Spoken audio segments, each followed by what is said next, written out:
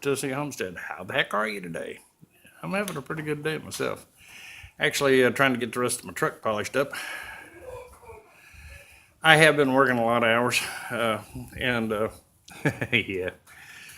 It seems like every day I work, it's a beautiful sunny day, and every day that I'm off is raining. Today I've got a kind of semi-cloudy, windy day, but trying to get the rest of this paint job rubbed out. A lot of work rubbing the paint job. Okay. Anyway, I wanted to get back with you folks. That video I did a while back talking about the USDA report on yields and so forth turned out to be, and I kept saying that this just don't sound right. It's because it wasn't right. Yields were way off, about 50% off, straight across the board. So then that perked me up to go, why? Why was the USDA so wrong, other than the fact they're a government agency and they're usually wrong? They don't call them the USDA for nothing. But went and checked it out, and it turns out, bang, that farmers in 2010 suddenly quit trusting the government. I quit trusting the government in the 60s, but that's another whole story. And they quit sending those surveys back in. Guilty as charged. I think I've done one. That's it. They just figured it's none of the government's business. And to the extent that they only got back like 40% of these surveys that were sent out, but they base their report on what those 40% said. It's like, guys, come on. You can't, at least put a disclaimer out there. This is either close to right or way wrong. One or the other, because they were way wrong. But most people in agriculture looked at those figures and went, geez, guys, come on, seriously? Thinking maybe they knew something I didn't, but apparently not. So yeah, those they're just about half, as far as the true yields that farmers are getting straight across the board. So that explains why I really can't trust much on the USDA's surveys. But in the process, one of the things that I did look at, because I thought, okay, I need to find where we're at on incomes and so forth, I ran across a good report from some university economists who have been studying farm incomes. And that made sense. I don't know how many of you know, but most farmers work other jobs. Yeah.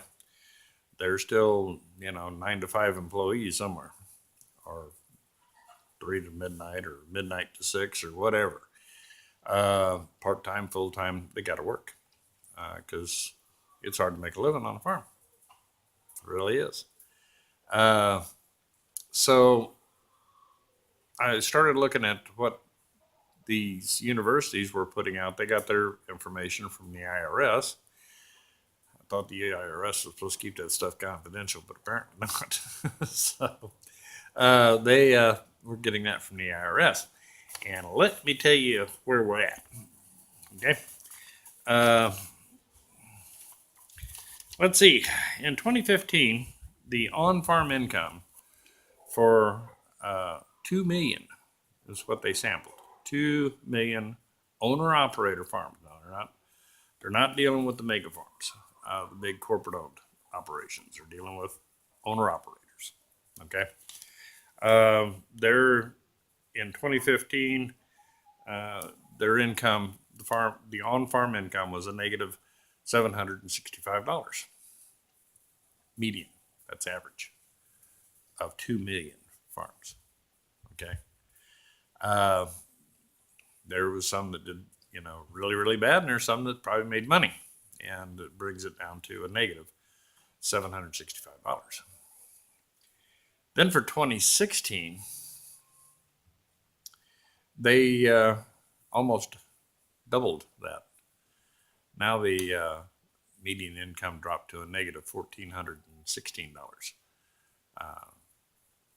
median income for 2 million owner-operator farms.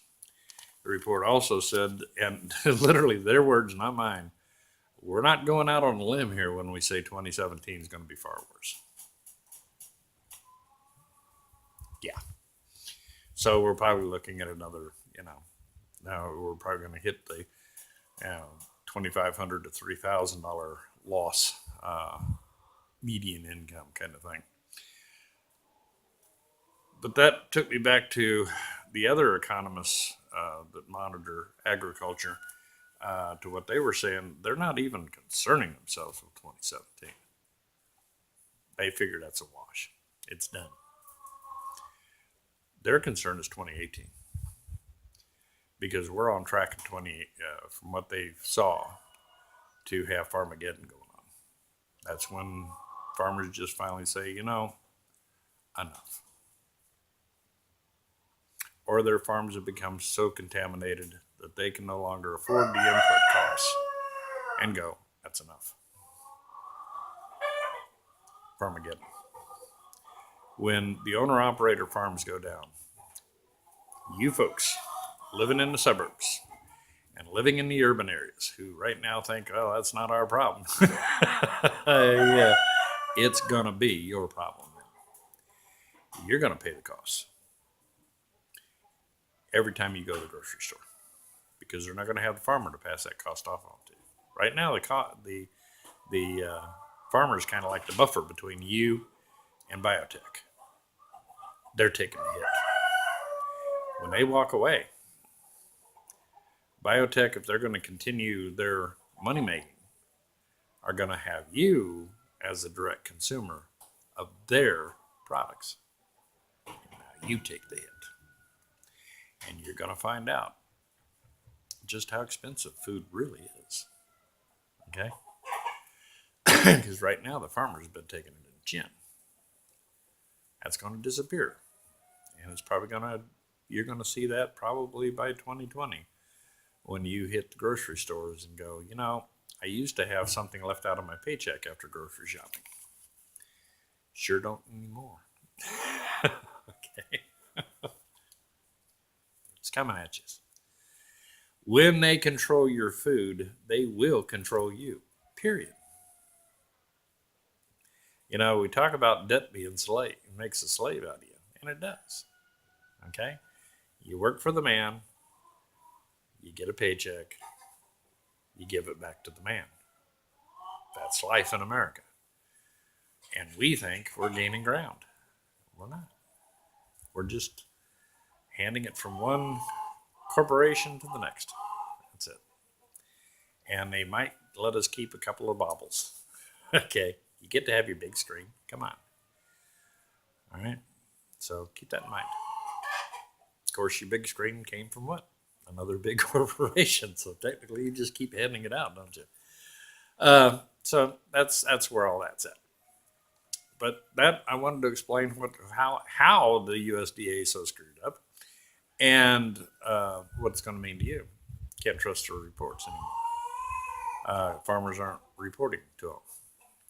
So, but out of 2 million owner-operator farms, median income's a negative. And then we come to the dicamba, the 2,4-D Roundup mix.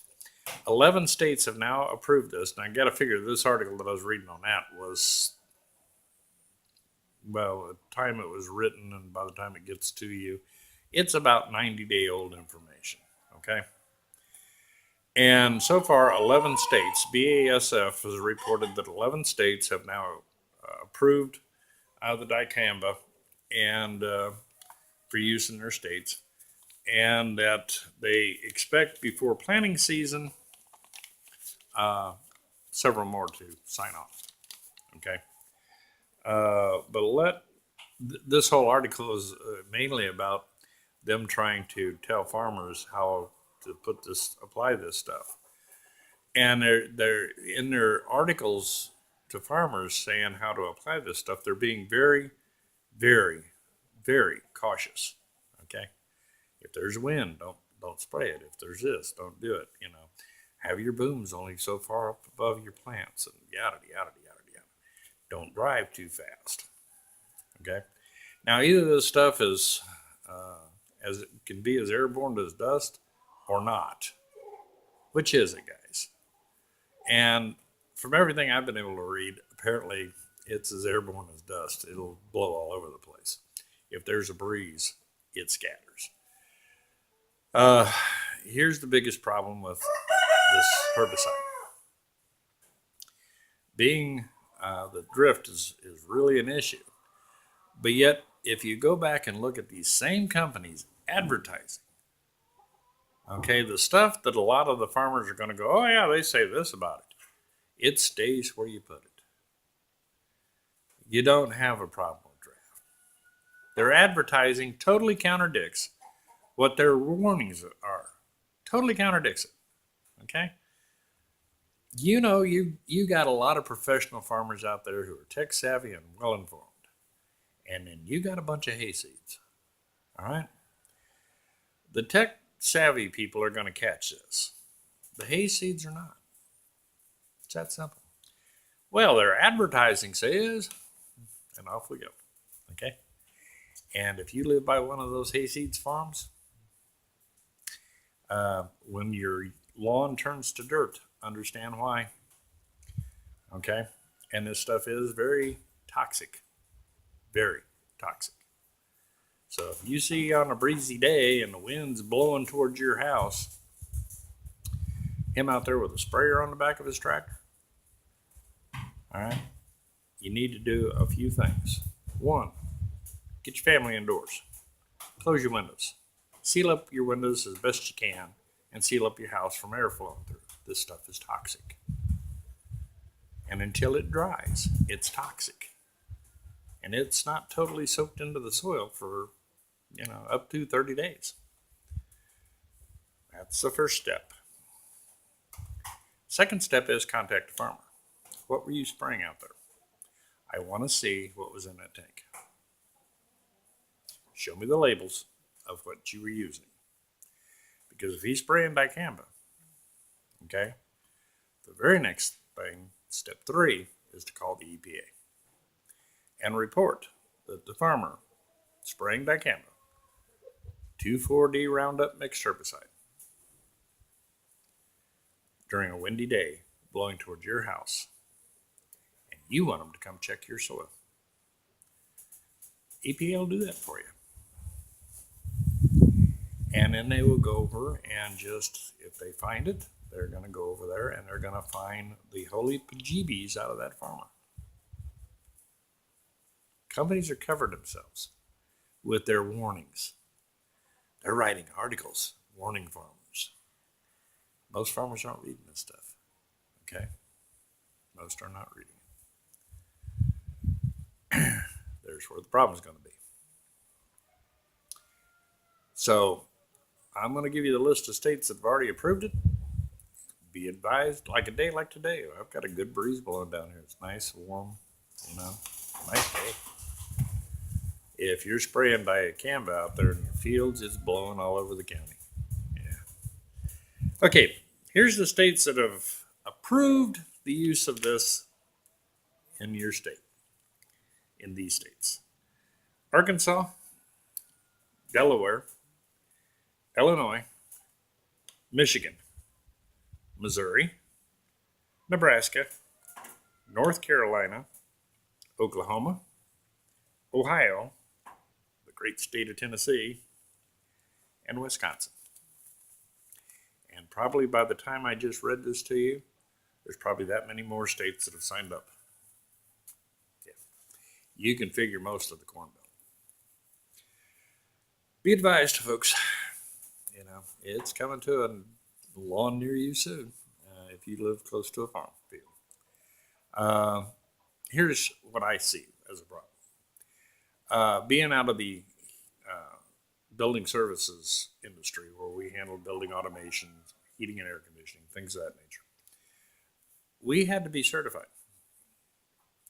And we could not go into a supply house and say, give me a can of, let's say, R22 Freon, or 401, or whatever. Because the first words that's going to come out of their mouth is, can I see your certification? Or do you have a certification on file with us? You had to produce that certification or have a certification on file from that at that vendor for you to purchase that product.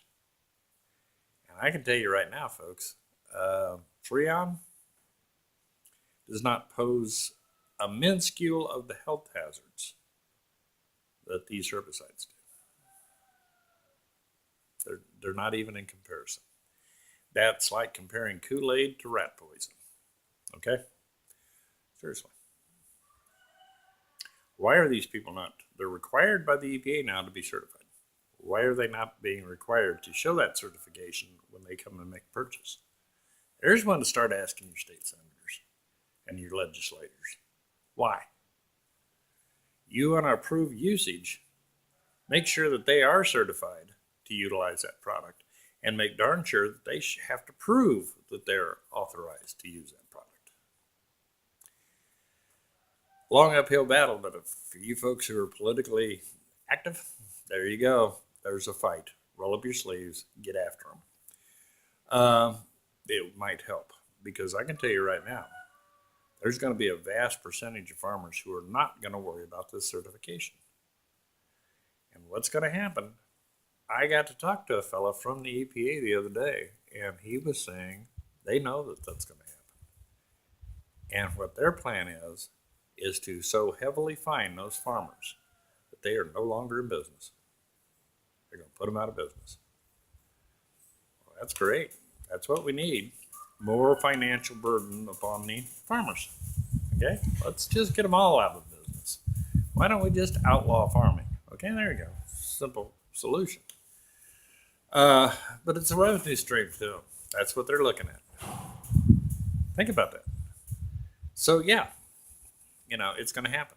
And a lot of farmers aren't going to be certified. And it's going to take where somebody's reported them or where one of their workers gets sick, okay? Or the EPA to drop by for just a little visit. Because the retailers are having to show it on their records. Yeah, we sold this stuff. And here's our customer list. And they're going to follow up on it. And they're going to try to put them out of business. So your federal government's going to own a bunch of farmland before it's all over. Something to keep in mind, folks. So anyway, economists are saying 2018 could be the end of the American small farm. That the owner-operator farm may go down. You're looking at this 2,4-D Roundup mix going to be hitting the fields this year. It's probably being sprayed a lot of places right now. Okay, as we speak. And farmers aren't making money, folks. It's that simple. If you're planning on making a living farming, you better go organic and know that you can, because otherwise you're not going to make it. All right. Here's one of the things they're talking about 2017 already. We have a glut. We have stockpiles of commodities in this country right now, just piled up. Didn't sell last year. Okay? So we have almost enough to meet market demand right now on hand. Second thing is, apparently the dollar under the Trump administration is getting stronger. That's good news to some degree. Until you get to the American grain farmer who has to export his product. A stronger dollar reduces sales because they can buy it cheaper elsewhere because the dollar's stronger. Thus reducing the amount of our granaries are going to be able to sell overseas. This 2,4-D, that could be a whole different nightmare because guess what? As of the printing of this magazine, nobody's gotten on board worldwide. Where are we at? And we're spraying that stuff on our crops. Guess what that's going to mean? We're going to probably see some export bans. But with the strengthened dollar, the already through the roof stockpile of commodities, what do you think is going to happen to pricing next year? It looks bad now. What do you think is going to happen when we really have a bigger stockpile and nobody's buying? Prices are going to plummet. So even the prices that I quoted in that last video are going to go away. It's going to get a lot worse. Need to wake up, folks. If you're wanting to homestead, now's the time. It's going to take you some time to get up and running. But getting ready to feed your family is going to be a very important thing for you to do. Otherwise, you could end up begging at the door of whoever has food, which is primarily going to be your government. That's a place you don't want to be. This is Red Tennessee Homestead. I love you guys and appreciate you. It's time to get busy. It's time to wake up. It's coming. I told you in that earlier videos, this is not by accident. It's by plan. It's by design. Once they control your food, they control you. And you will do anything for that plate of food. Keep that in mind. Get ready. Be prepared. And hopefully, if it doesn't happen, you just got easier life because you have lots of abundance and your family, and you will do well. May God be with you. Love you guys and appreciate you.